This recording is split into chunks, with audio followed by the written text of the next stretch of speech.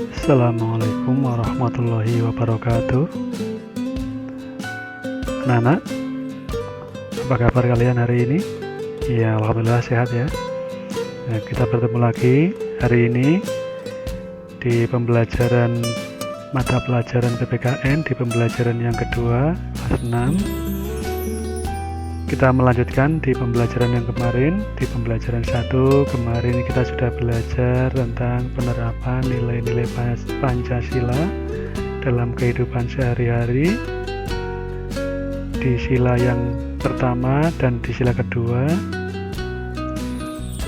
Sebelum kita lanjutkan atau kita masuk ke materi untuk hari ini, marilah kita mulai kegiatan pembelajaran yang kedua ini dengan membaca basmalah bersama-sama. Bismillahirrahmanirrahim. Anak-anakku semua, kemarin kita telah belajar nilai-nilai yang terkandung di dalam Pancasila, sila yang pertama dan sila yang kedua. Kemudian kita juga sudah belajar lambang dari sila pertama dan sila kedua, serta kita juga kemarin ada materi tentang arti dari jumlah helai bulu pada burung Garuda. Yo, sebelum kita masuk ke materi yang hari ini, coba siapa yang ingat berapa jumlah helai bulu pada sayap burung Garuda? Berapa? Iya, 17. Melambangkan apa anak-anak 17 tadi? Iya, melambangkan tanggal kemerdekaan Indonesia, tanggal kemerdekaan negara kita. Terus berapa jumlah helai bulu pada bagian ekor? Iya, 8. 8 melambangkan apa? Bulan kemerdekaan negara kita, yaitu bulan ke-8, yaitu bulan Agustus. Nah, terus di bagian mana jumlah bulu 1945? Iya, 19 atau 19 itu di bagian bawah perisai, kemudian di bagian leher iya berjumlah 45. Bagus. Terus lambang sila pertama apa anak-anak? Gambar bintang, betul. Kemudian kalau sila yang kedua dilambangkan dengan gambar apa? Gambar iya, mata rantai yang saling berkaitan berwarna emas, betul. Yuk, langsung saja kita lanjutkan hari ini ke sila yang ketiga anak-anak. Sila yang ketiga Pancasila yaitu Persatuan Indonesia. Sila ketiga Pancasila memiliki arti kita bersatu untuk membangun bangsa dan menghargai keanekaragaman yang dimiliki bangsa Indonesia. Karena kita beragam, maka kita diikat oleh sebuah ikatan yang sangat kuat, Bhinneka Tunggal Ika, berbeda-beda tetapi tetap satu juga. Betul, sukunya kita berbeda-beda, agama kita berbeda-beda, ras kita berbeda-beda, bahasa kita berbeda-beda, tapi kita tetap satu juga, yaitu bangsa Indonesia. Betul. Anak-anak, sila yang ketiga dilambangkan dengan pohon beringin. Ini gambarnya ada di sebelah kanan atas ya, pohon beringin. Sila yang ketiga dilambangkan dengan pohon beringin, betul. Nilai-nilai yang terkandung di dalam sila yang ketiga, yang pertama, rela berkorban untuk kepentingan bangsa dan negara. Apa yang kita miliki, apa yang kita punya, selama untuk kepentingan bangsa dan negara, kita harus rela. Sebagai wujud bahwa kita melaksanakan dari sila yang ketiga. Yang kedua, mengembangkan rasa cinta tanah air. Yang ketiga, bangga bertanah air Indonesia. Dimanapun kita berada, mungkin suatu saat kelak ada yang tinggal di negara lain karena suatu pekerjaan atau lain hal, kita harus bangga bahwa tanah air kita adalah tanah air Indonesia. Yang keempat, mengembangkan rasa persatuan. Ya tadi anak-anak, Indonesia itu bersuku-suku, sukunya berbeda-beda. Kita suku Jawa, ada nanti yang di Papua sana, ada suku Asmat, kemudian mungkin di Jawa Barat sana, ya, Sunda, di Jakarta juga ada, di Kalimantan, Dayak misalnya, dan seterusnya. Mari kita walaupun berbeda-beda, kita harus senantiasa mengembangkan rasa persatuan. Tidak usah melihat kita suku apa, mereka suku apa, tapi kita adalah bangsa Indonesia. Nilai yang terkandung dalam sila yang ketiga berikutnya adalah ikut memelihara perdamaian dunia. Mungkin sekarang sedang ramai di televisi ya Nana ya, tentang Laut Cina Selatan. Di sana ada beberapa negara yang memperebutkan satu sama lain. Kita bisa ikut berpartisipasi, bangsa kita bisa ikut berpartisipasi memelihara perdamaian dunia dengan tidak memihak ke salah satu negara. Kita berada di tengah-tengah untuk melerai. Maka kita sudah ikut memelihara perdamaian dunia. Ada beberapa contoh sikap yang sesuai dengan sila ketiga. Yang pertama, mencintai produk dalam negeri. Apa contohnya mencintai produk dalam negeri?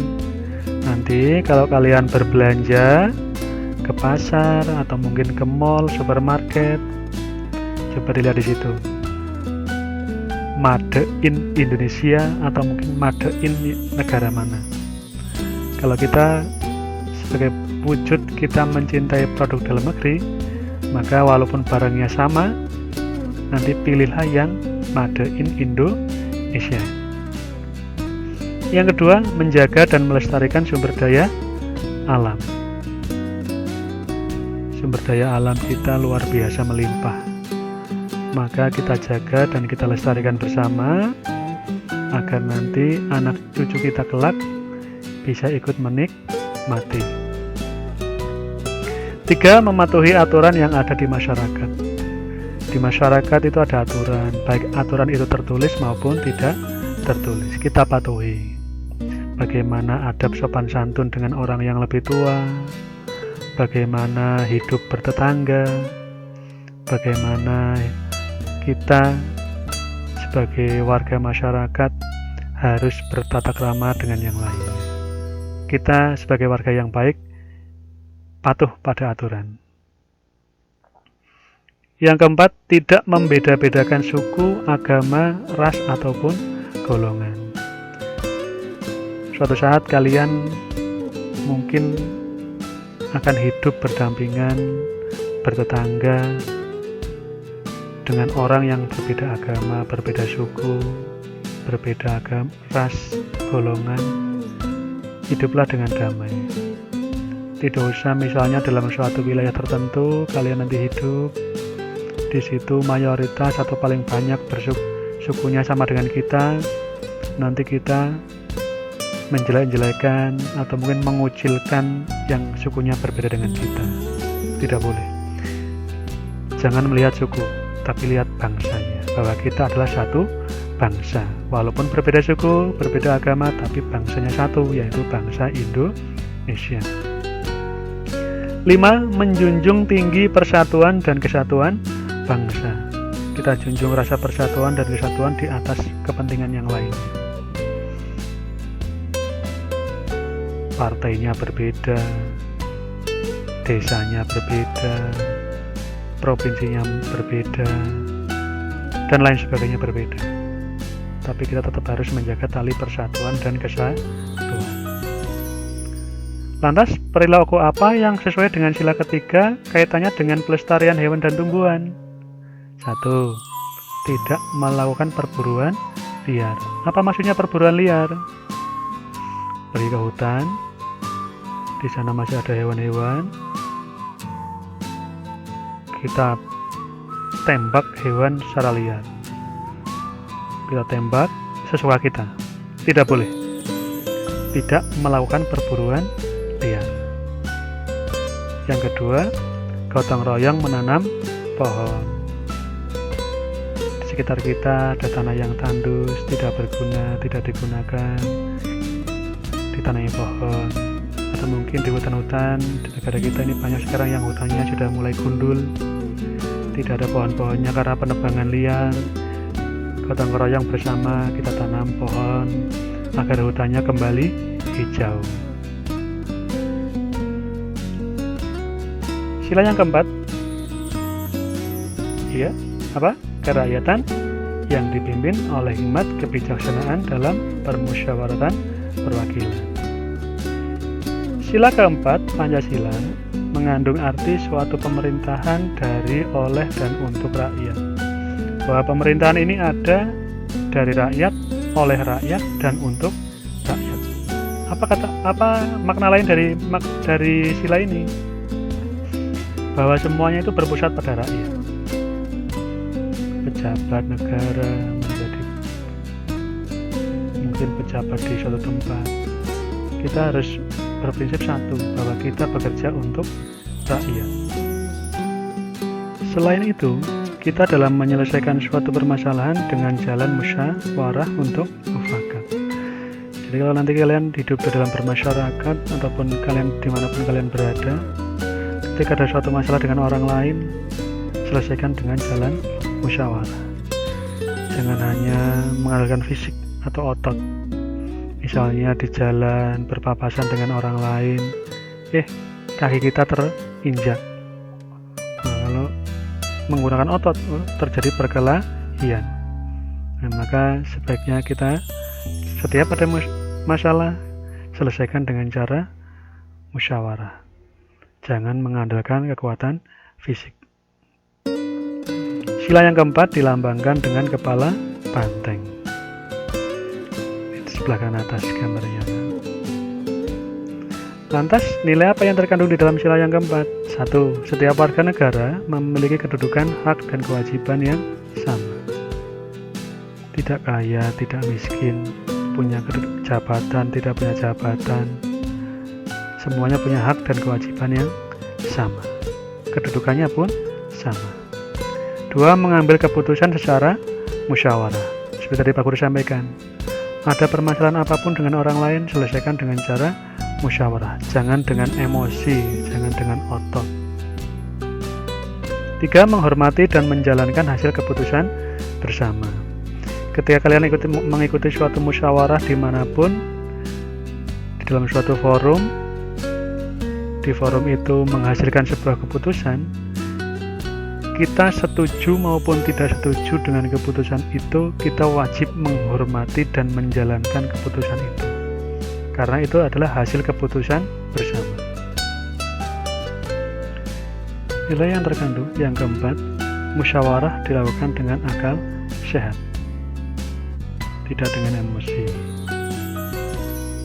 Yang kelima, musyawarah dilakukan dengan semangat kekeluargaan. Contoh sikap yang sesuai dengan sila yang keempat antara lain 1. Bahwa kita memiliki hak dan kewajiban yang sama di dalam bermasyarakat. Kita sebagai warga masyarakat, apapun kedudukan kita,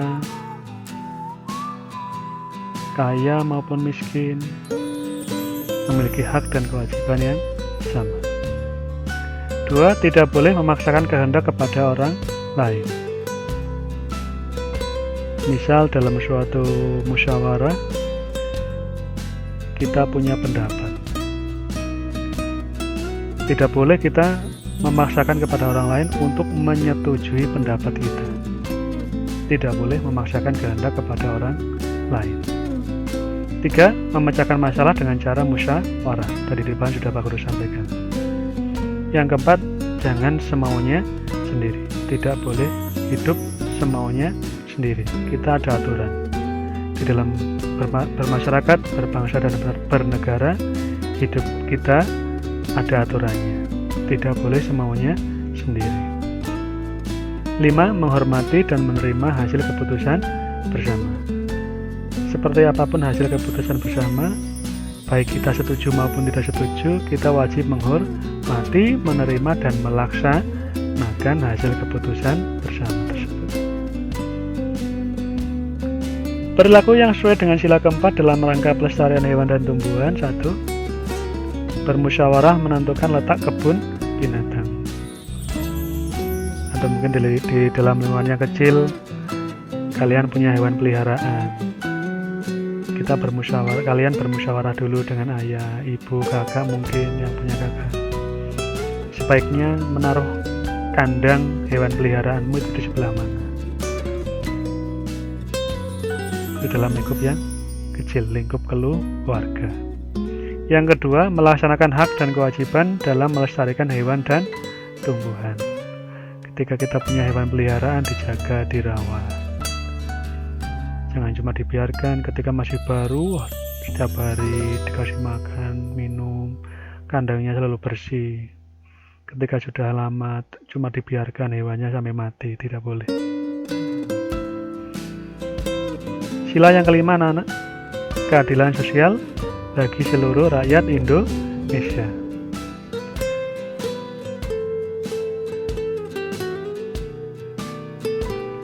Memiliki arti bahwa kita harus menjaga keseimbangan antara hak dan kewajiban sehingga akan tercipta kehidupan yang sejahtera, adil, dan makmur. Sila yang kelima dilambangkan dengan padi dan kapas. Nilai yang terkandung di dalam sila yang kelima, satu, mengembangkan sikap kekeluargaan. Yang kedua, menjaga keseimbangan antara hak dan kewajiban. 3. Suka bekerja keras, tidak bermalas-malasan. 4. Menghargai hasil karya orang lain. Kalian punya teman, menggambar, seperti apapun hasil gambaran temanmu itu dihargai. Jangan dicela, jangan dihina. Yang kelima, suka menolong. Contoh sikap yang sesuai dengan sila kelima. 1. Saling menghormati sesama manusia. Tidak usah memandang kedudukan. Tidak usah memandang kekayaan. Kita wajib menghormati orang lain. 2. Melaksanakan hak dan kewajiban secara seimbang. Kalian hidup di dalam keluarga. Sebagai anak, kewajiban kalian yaitu patuh pada orang tua, membantu orang tua, menyayangi kakak, menyayangi adik. Nanti kalian pun punya hak di rumah. Misalnya mendapat kasih sayang dari orang tua. Wujud kasih sayangnya bermacam-macam. Bisa ketika kalian pagi mau berangkat ke sekolah, diberi uang saku. Kalian mungkin juga sering dibelikan baju. Tidak boleh kalian kewajiban tidak dilaksanakan, tapi hanya meminta hak. Disuruh membantu orang tua, menolak, tidak mau. Kemudian dinasehati, tidak mendengarkan. Malah minta uang setiap hari. Jadi kalian tidak melaksanakan hak dan kewajiban secara seimbang. Maka kalian berkewajiban untuk melaksanakan hak dan kewajiban secara seimbang. 3. Hidup rukun terhadap sesama. Dengan kakak, dengan adik, ayah, ibu, atau dengan keluarga, dengan tetangga. Hidup rukun. 4. Memberikan bantuan kepada orang lain. Lebih-lebih di masa seperti ini sekarang, di masa pandemi COVID-19 atau virus corona ini, banyak saudara kita yang membutuhkan. Mari kita berikan, kita ulurkan tangan kita, berikan bantuan kepada saudara-saudara kita yang membutuhkan. Berapapun yang kita berikan, pasti akan sangat membantu mereka. 5. Gotong royong membersihkan selokan. Jadi kalau kalian walaupun masih kecil tidak apa-apa, ketika tetangga di kanan kiri kalian membersihkan jalan atau selokan atau yang lainnya, ikut membantu. Berarti kalian sudah melaksanakan sila yang ke-5. Lantas, perilaku yang sesuai dengan sila ke-5 dalam rangka pelestarian hewan dan tumbuhan apa? 1. Memberikan upah pegawai yang memelihara hewan dan tumbuhan. Kalian mungkin di rumah punya kebun yang luas ditanami, kemudian di situ ada pegawai yang merawat. Nah, yang merawat itu kita beri upah, kita bayar. Yang kedua, menerapkan teknologi dalam melestarikan hewan dan tumbuhan. Seperti sekarang ini, banyak alat-alat mesin-mesin canggih yang dapat atau berguna untuk membantu kita dalam melestarikan dan merawat hewan dan tumbuhan. Itu kita manfaatkan.